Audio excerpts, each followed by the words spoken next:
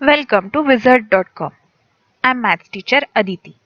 We have this question here. The distance between the point P1, 4 and Q4, 0 is. We know distance between any two points x1, y1 and x2, y2 is given by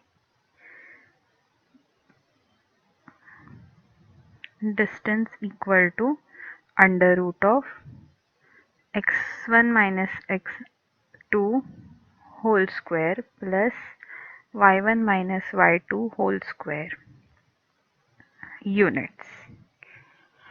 So here when we are given p1, 4 and q4, 0, distance between pq will be given by under root of 1 minus 4 whole square plus 4 minus 0 whole square.